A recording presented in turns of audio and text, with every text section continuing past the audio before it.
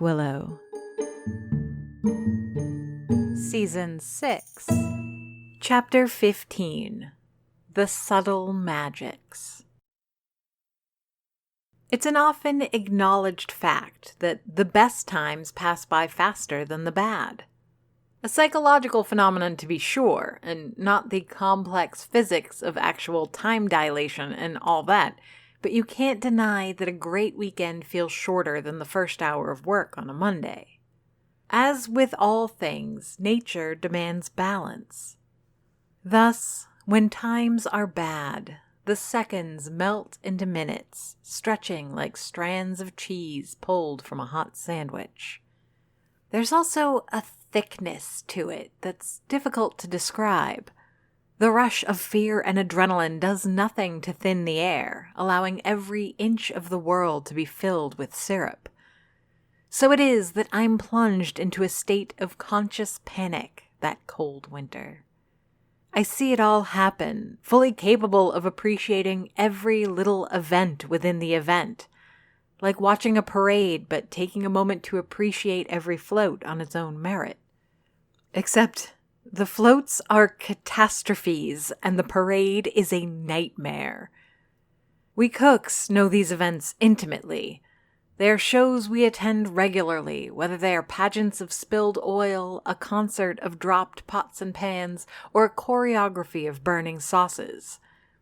Like all good parties, each part follows an overarching theme, and today we celebrate chaotic burglary. Directed by their maestro standing in front of the cafe, the denizens of the Willow, packed tight into the dining room, go from convivial chit-chat over coffee and breakfast to stealing just about everything in sight. No, not stealing, and not everything. They're ruining Chef Gagnon's production. Whether through outright thievery or wanton destruction, my customers are wrecking every last vestige of Gagnon's ability to produce his show. Michael, the handyman artist, just grabbed a tripod fitted with a ring light and camera, bolting for the door. Mayor Byrne wrestled Gagnon's brand new laptop from his hands. The chef attempted to put up a fight, but Byrne draws upon years of combat experience unexpected from a city official. He's lucky the only damage she inflicted on him was a twisted thumb. Enough to bring him to his knees. The laptop wasn't as fortunate, hitting the ground on a corner, suffering catastrophic disassembly. So it goes. Pat crushes a key light underfoot. Ian and his followers rip apart a light box and tear into lighting umbrellas. Some run off with equipment, while others are content with breaking as many things as possible. Stefan, stunned but stoic, steps in front of Aquilow's ancient coffee machine, protecting the heirloom with his rail-thin body. Bertrand, on the other hand, cowers in a corner, as far from the chaos as he can manage. He squeezes himself so tight between tables and chairs, begging to be swallowed by their shadow. His eyes grow wide, a reminder of his catatonic state only a few hours ago. Gagnon, for his part, has fallen into animal panic. His only concern to preserve as much as he can, but there are too many fires to extinguish, and running back and forth between every conflagration means he has no time to deal with any single one. Meanwhile, my eye is on the source of the problem. I step from behind my counter, unhurried but determined. Gagnon has lost all his training and experience to the moment. He jumps from stove to cutting board to mixing bowl, cursing and screaming at each in turn. That isn't how to run a proper kitchen. Urgency is to be met with an equal portion calm. A hurried walk and confident hand far outclass pandemonium and anarchy. I dodge and weave, leaning on my experience serving drinks and bussing tables, avoiding falling tripods and fleeing thieves. I hold the door open for Mayor Lagacé, a polite gesture as she escapes with Gagnon's brand new replacement camera. Following outside, I pay little attention to the burglar dashing down the street. I have another target in mind. Ophelia remains attentive to her task, consumed with how every gesture of hers influences the behaviors of those inside. There's no satisfaction in her eyes, no joy in the tumult resulting of her labors. Soulless is her expression, no more emotive than the puppets under her sway. By the time I step up to her, I have my own instrument of magic in hand. The fibers are bamboo instead of yarn, and what it lacks in finesse and grace, it makes up in blunt force potential. Oh, the righteous satisfaction of hearing the thwack of wood on wool and skull, a single note resonating into a full symphony of gratification. Payback long in coming.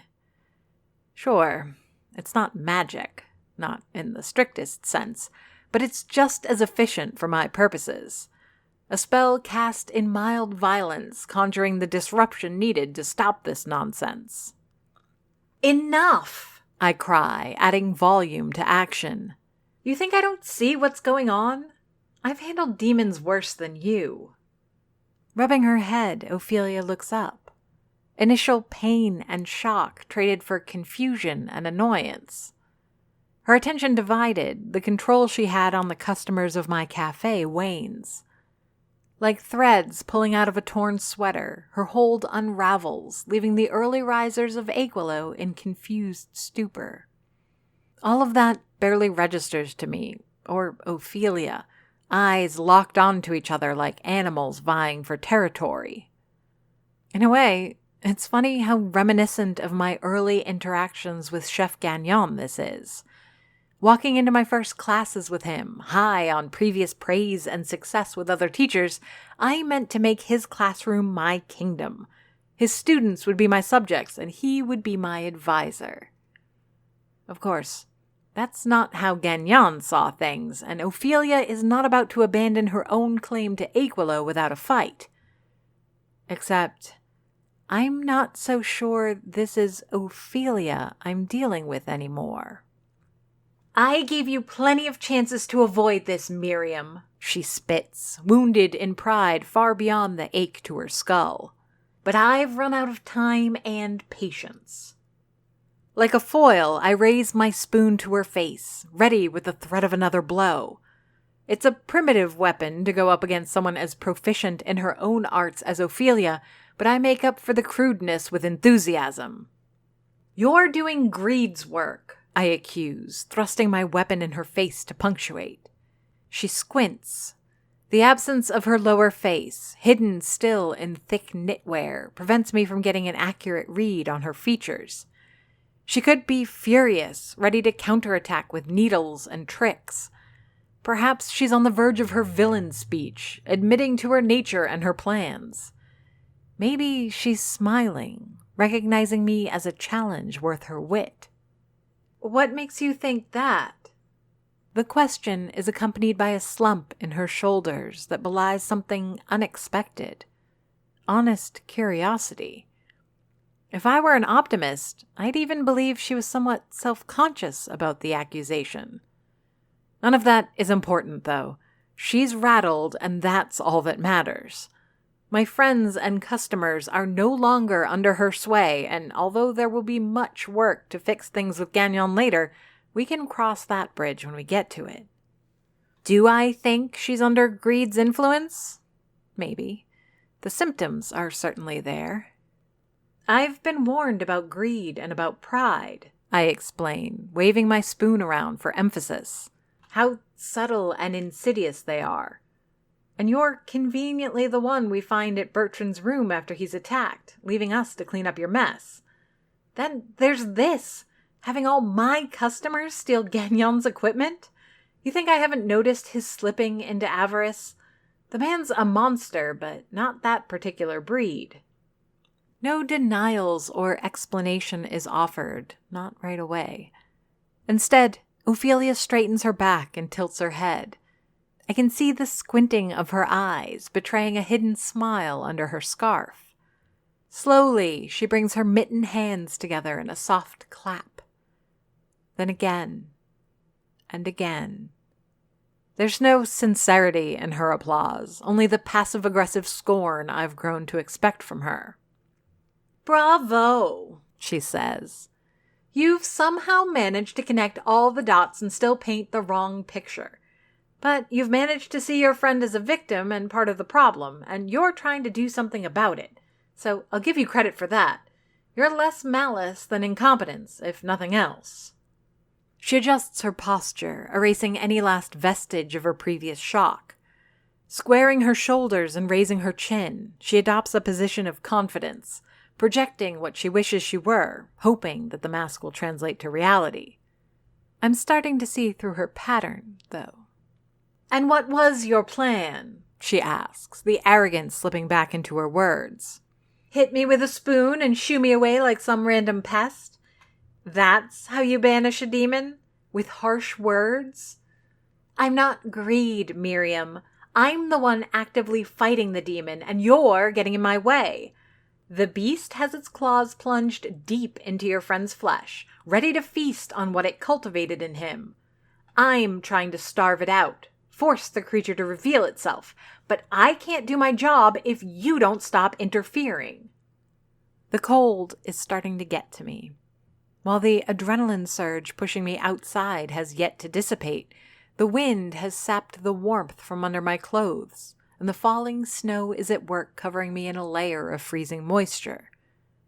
My spoon lowers to my side, its use behind me. "You could have saved yourself," I say, "and everyone else a lot of trouble if you just come to me instead of being such a little bitch." As always, her arrogance turns to frustration when I stand up for myself.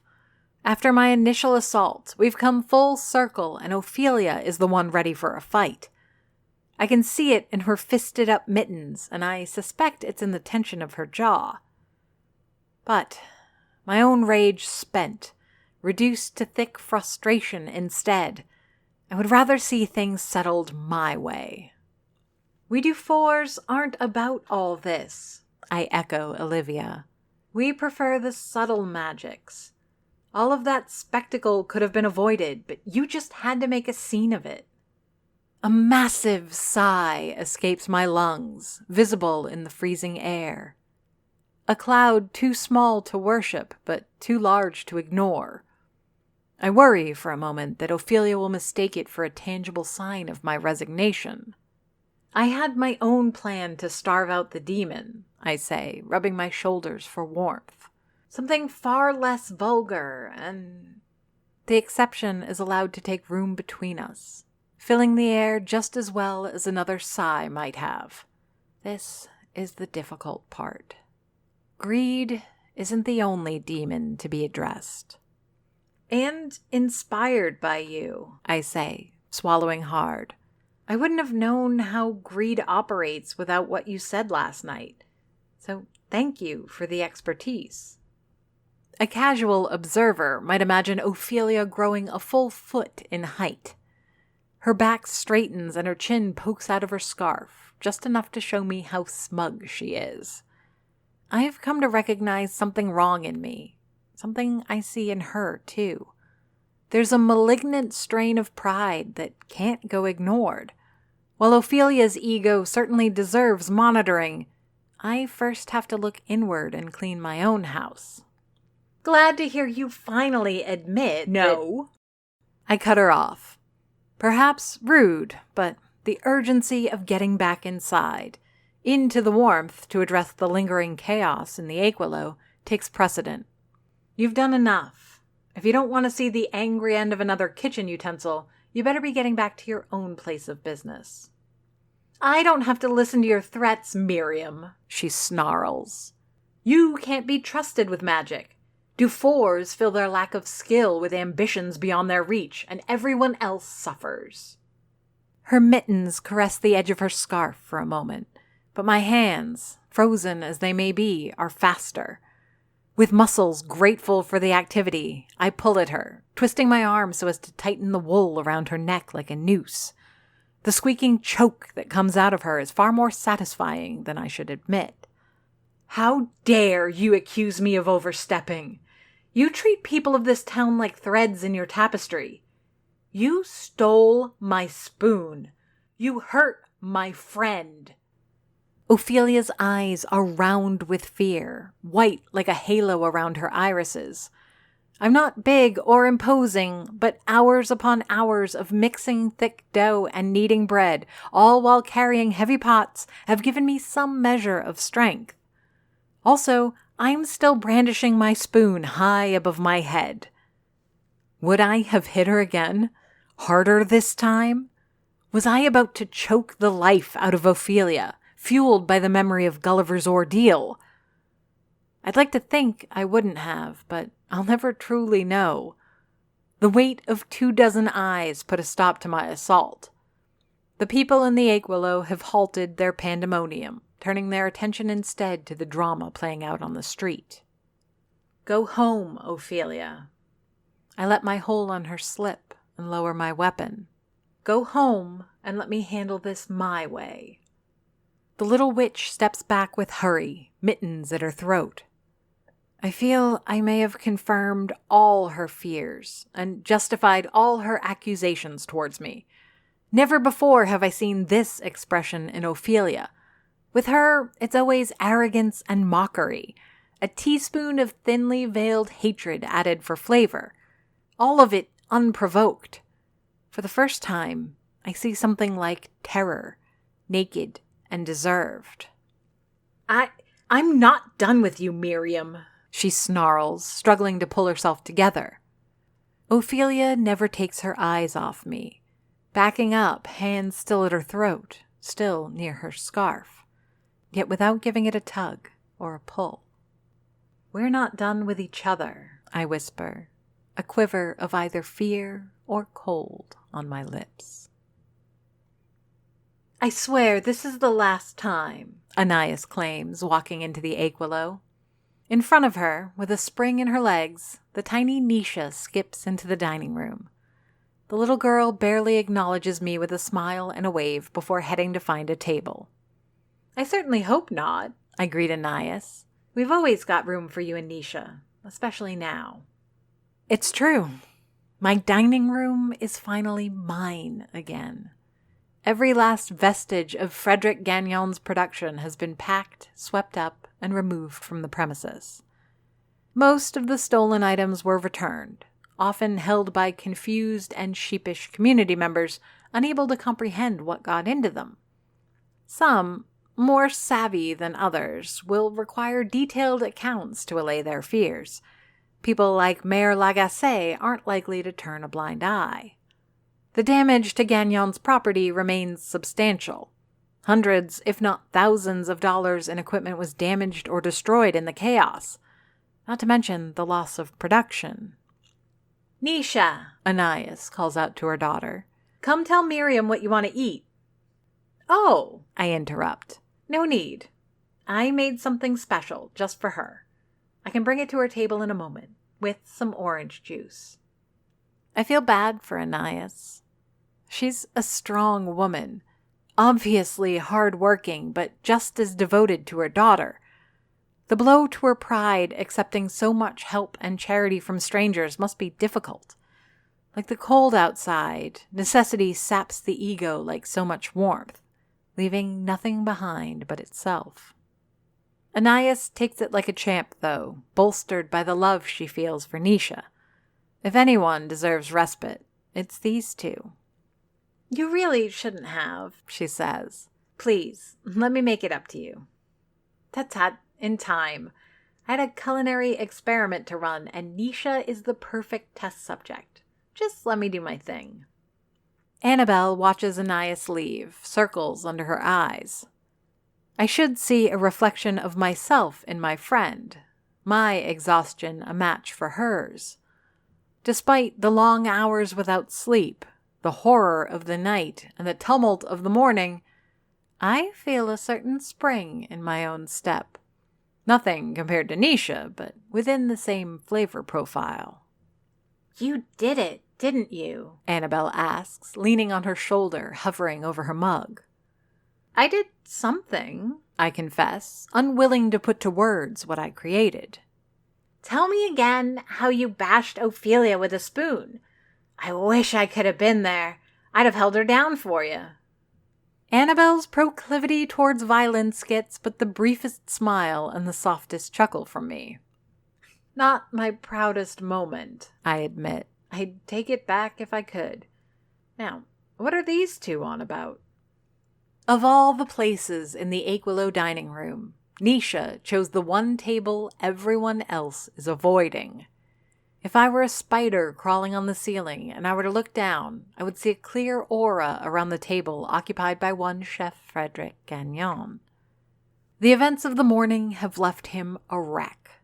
Silver hair mussed up and black shirt wrinkled with sweat stains under the armpits, his demeanor is broken. The chef now pores over papers and notebooks, compiling and tabulating all of the broken and destroyed equipment.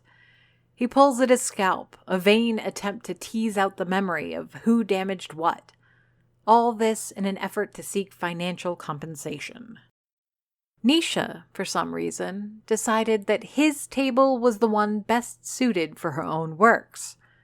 Dropping her bag on the chair left of Gagnon and draping her coat on the back of the one to the right. She sits, arms flat on the table surface in front of her, engaging the chef in conversation. "Brave soldier," Annabelle reports.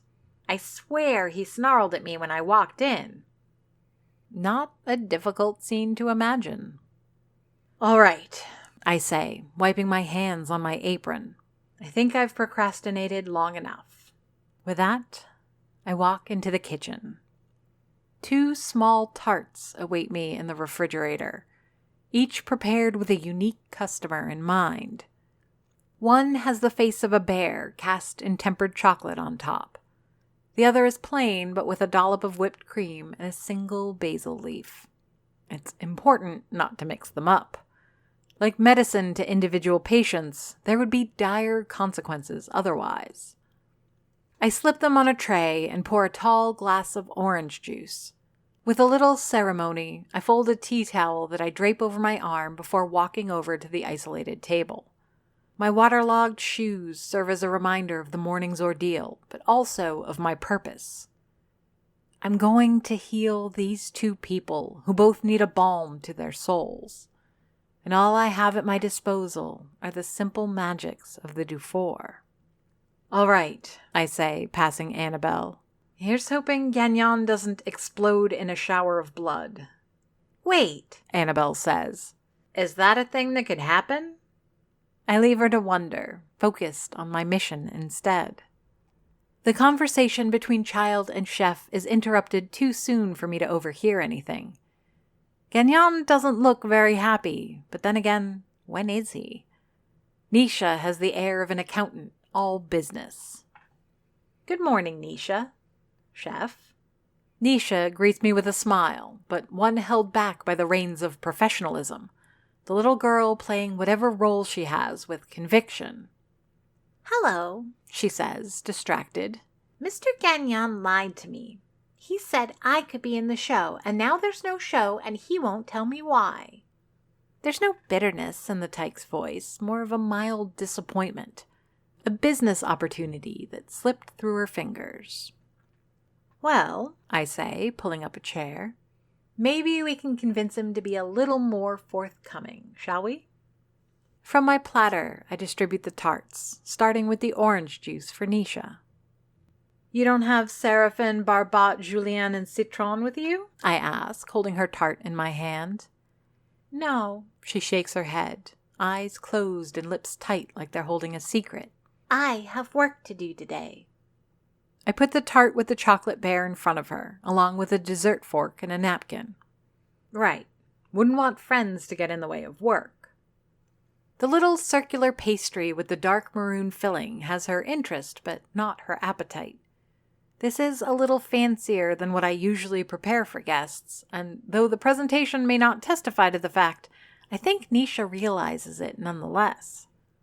Gagnon's tart, though just as refined, I deliver with a little less ceremony, sliding the plate over the many papers in front of him. His pen gets shoved aside, and his books and calculations and lists perturbed, he finally deigns to acknowledge my presence. "Ever the pest, Miss Dufour," he growls, his pen held like a knife, ready to stab. Oh, hush you, I say, offering a fork and napkin to him as well. I had the honor to eat a meal prepared by the world-famous chef Frederic Gagnon, and this is my humble attempt to return the favor. Take a break and enjoy a little tart. Complimenting Gagnon out loud and of pure voice requires a near physical effort on my part. I had to remember that night when he made his roast beef and talked about Boulogne-sur-Mer, focusing on the flavors and the complexity of fragrances and texture, contrasted with the simplicity in preparation. I can't paint in images, but it wasn't too hard to create a portrait of that meal, highlighting everything about it that cast Gagnon in an honest light. That of a chef worth the same respect I expected from him. Apple tart? He asks, though it's far more of a sneer than a question. Oh, Nisha says, brandishing her fork towards Gagnon's dish. I love apples. No, I rush to say, putting a hand between the tines of her fork and the golden crust of caramelized sugar. You have your own treat, and I guarantee it's like nothing you've ever tasted before. There's a little hesitation on her part. The cliché is that the grass is always greener on the other side, but who really gives a damn about the color of a lawn? We should say that dessert always looks tastier on someone else's plate, because that's a far more frequent and relatable scenario. But a chocolate bear and a sweet-smelling tart is a difficult invitation to turn down. And like a young Miriam, disdainful of harming anthropomorphized food, Nisha sets the bear aside before plunging her fork into the tart. The aroma that breaks free, once the dark gelatinous shell splits, is rich and a little earthy, but with strong sweet accents. There's something that speaks of high-end candy in the odor. Sugary enough to impress a child, but sophisticated on a level that an adult might appreciate. While the filling of both tarts is different, unique to the client, the blind-baked crust is the same, but no less an achievement. Flaky in a way reminiscent of a croissant, but without the lamination and excessive butter. It's fragrant with a touch of lavender that only a prodigious nose might pick up on. I dare say that's the element that catches Gagnon's curiosity. A deft twist of his fingers and his pen is replaced by a fork. That's right, I think. You deserve a break, Frederic. Just a snack before you dive back into your numbers.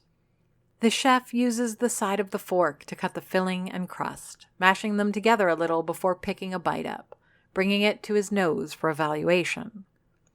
I really hope you like it, I say, pushing the humility through my teeth with as much sincerity as I can muster. This is my bitter pill to swallow.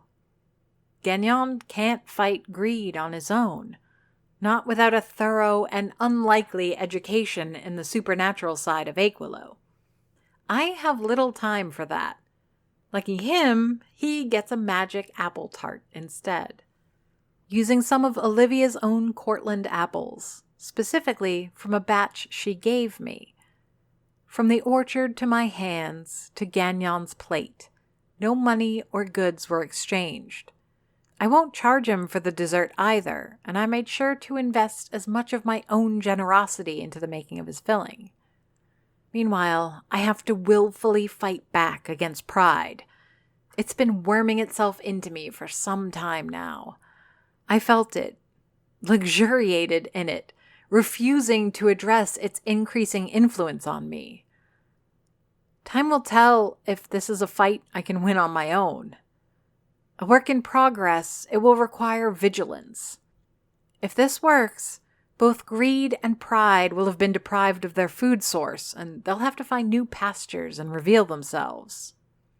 This is exceptional work, Miriam, Gagnon admits, licking the fork before going in for a second bite. Of course it's exceptional. I knew that going in, and I struggled to keep quiet about it, smiling my gratitude instead. I'm happy you like it. How about you, Nisha? How's your tart? The girl is halfway done with the dessert, stopping when the round pastry is but a half-moon of thick mousse the color of a dried scab. She pushes the plate away, but not out of disdain. Good, she says, pulling her bag up to her knees. Too good not to share. I've never had chocolate quite like this. My eyes narrow with pleasure enjoyed through osmosis. Her happiness is my happiness in this moment. Sometimes it's fun to break out the really good chocolate, I explain. Nisha nods vigorously, as if the comment were a professional topic we just agreed on. Yes, the good chocolate, of course. Gagnon is also halfway through his tart, and already I can see the magic working. Nothing flashy, but the subtle change of his focus. No more of the hurry to tabulate costs and calculate debts owed him.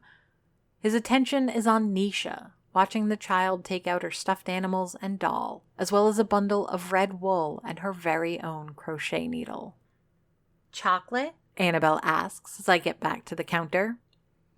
Ivory Coast chocolate, I say, doing my best not to brag. With some rooibos tea for a bit of kick and color, and a touch of Himalayan salt. The real challenge is to get a smooth texture out of the mix and avoid any unpleasant grit. No fruit, she observes after my description of the recipe. No fruit, I confirm. No magic. My blonde friend blows a turquoise strand of hair from her face before pushing her mug in my direction for a refill. Can't make an impossible fruit tart without the impossible fruit, right? I take her mug, putting it under the coffee machine's vast array of pipes. What I tell her next isn't something driven by pride. Quite the contrary. My motivation is one born of humility and shame. Perhaps I am getting better. Oh, I have one, I confide. Stole it from Olivia. But I couldn't bring myself to use it. The machine hisses at me, scalding the tips of my fingers as I pull the mug away. For once, I accept the punishment without complaint. The venerable contraption is right to be angry with me. I suppose you already put Ophelia in her place, Annabelle says, cheekbones pushing up her tired eyes, greedily reaching for the mug. I guess I did. But what about Nisha? Looking over at the insular table where the little girl is feeding her friends, I see Gagnon has abandoned his papers and notebooks. He has his phone out and is taking footage of what's left of both tarts and of Nisha playing. Subtle things, I say, as much to myself as to Annabelle. The day ended up being as normal as I could have aspired it to be. After some time, Bertrand came back in, called by Gagnon. The two of them didn't invade my dining room as they had before. Instead, Bert pulled out a simple gimbal and started taking footage with his phone. Without permission, they took over my kitchen, bringing little Nisha with them. The child took my place as the star of this scaled-down production. As I served brioche and lattes, I could hear Gagnon explain the origin of chocolate and the various different ways to use cocoa, not only for candy bars, but for all sorts of recipes, from the sweetest cake to savory sauces. He told the history of chocolate, answering every question with a patience I thought could only be found in Aquilo Border Park. It stung to be replaced, to have my own establishment become the stage on which others danced, all without being consulted. But that's part of the process, isn't it? As I had successfully banished greed from Gagnon, the same had to be done to my pride. I'm just getting off the phone when Anais comes back for her daughter. She'll have to wait before having her, though. Gagnon in the kitchen and Nisha in chocolate, both steeped in their element and thus impossible to remove. Best to let them tire out. It gives me the opportunity to finally get some coffee in her and see her rest for a while. What a strange sight, this grown woman sitting amidst her daughter's toys, enjoying a few moments of respite for what is probably the first time in weeks, if not months. Did she give you the raccoon she made? Anais asks, brandishing a little bundle of red wool with a crochet needle stuck in it. She did, I acknowledge. I hadn't realized she made it herself. Good thing I never got around to incinerating this new friend. I don't know how bad the karma is for destroying that sort of gift, but I'm sure it wouldn't look good on my soul's report card. We exchange small talk. The kind of easy discussion I normally detest, but that's comfort to someone like Anais, who has to juggle with important questions throughout the day, all while keeping a somewhat cheery demeanor for her daughter's sake. For her, I'll talk about the weather all night if I have to. Besides, it's good for me. Discussing the pothole they won't fix near the corner of 3rd Avenue and Rue Principale sure beats debating the morality of using Aquilo fruits or cleaning up demonic crime scenes. Eventually, class is dismissed and my kitchen vacated. Nisha and her mother leave the cafe, the former already regaling the latter with the subtle way white chocolate is real chocolate, but also how it actually isn't, or vice versa. There's a calm to Gagnon's face I haven't seen since we were quietly eating roast beef together a few nights ago. Except this time, his shirt isn't buttoned up enough to choke him, and his hair remains a bit of a mess. He leans his back on the counter, relaxed like I have never seen the chef, even back at the Institute. This isn't Chef Gagnon. It's Frederick, the man who loves a good roast from Boulogne-sur-Mer. You wouldn't happen to remember where you put the green raccoon I had on the counter before I left you in charge? I ask, half joking, half worried I lost my crocheted friend. Under the counter where you put the bussing tray. His answer is distracted. Something is teasing at his mind. He looks like me when I'm trying to eyeball how much cinnamon to put in a roll. This is how I should have been teaching you kids, he admits. Not with any shame towards his previous behavior, but rather with a joy that is the aphrodisiac that charms all cooks into the profession. The passion of making food for the pleasure of creating and consuming. Like music, it's the very impermanence of the art that makes it so attractive. That and the sharing inherent with each oeuvre. I tap a business card on the counter, a means to keep me grounded in the moment. I'm going to need the address of that woman, he says. My accountant will require it for her revenue share on the video. Sounds like a little windfall wouldn't go unwelcome either, if I understood all the subtext correctly.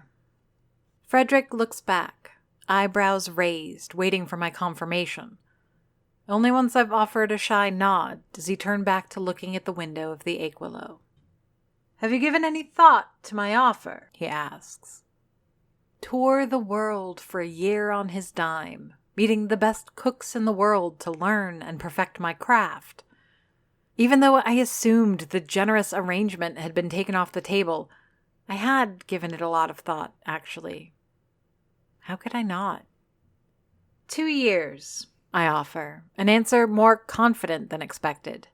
Give me 2 years to get a little more settled here. And if you still want to send me on the educational journey of a lifetime, I'm all in. Without seeing his face, just by the settling of his shoulders and the subtle repositioning of his elbows, I know he's glad.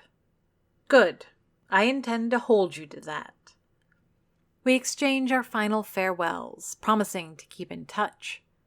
I don't know what the final blow to my swollen pride is in the end. Accepting Frederick's offer, or that I'll have to thank Thomas Sinclair for bringing Gagnon back into my life. I tap the business card on the counter again before picking up my bussing tray. Stuffing my crochet raccoon in the pocket of my apron, I get to work cleaning the Aquilo for tomorrow. It takes a while before they show up.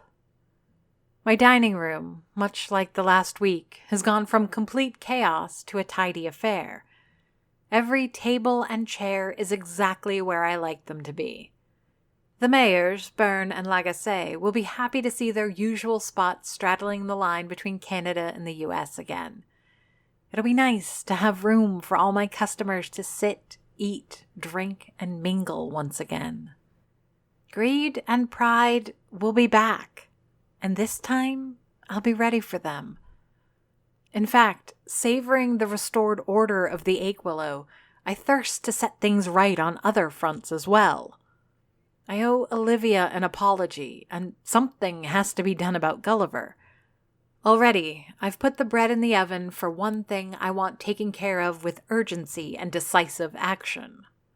I pull the business card from underneath the register where it slipped as I wipe the counter down. The dent in the wood is a reminder that not everything is as it once was. The cardboard is old, creased, and bent. The fancy filigree and simple gold lettering with subtle religious iconography remains striking despite the damage.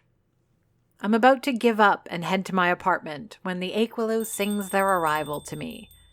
The door chime greets my guests, specifically invited this night, after months of absence. Miss Dufour, Orleans of the Inquisition greets me. You called? His face and hands barely show any sign of the damage sustained in his battle against the macaron sprites. His affable smile has returned along with his usual attire. His clothes are mimicked by his partner, Alessandria, down to the leather briefcase they both carry. The only strange derogation from the uniform is a lei necklace around each of their necks. I sure did, I say, resisting the urge to ask about the flowers. Respecting my business hours, they don't sit down, but I'm already prepared, with black coffee and green tea, as well as 2 cookies ready for their consumption. I slide the food and drink onto the corner, inviting with a gesture that they sit, eat, and drink. Only once they've settled in do I get down to business. You see, I start, holding back a grin. I wanted to talk to you about this witch in town. Aquilo is written by J.F. Dubow and narrated and produced by me, Amy Frost. If you enjoyed this podcast and would like to hear more, please rate and review us on Apple Podcasts or your preferred podcast platform. Want to support the show? Buy us a coffee. Go to ko-fi.com/Aquilo to donate. Aquilo has a Patreon. Visit patreon.com/Aquilo for details. Follow us on Facebook, Twitter, and Instagram under the username Aquilo.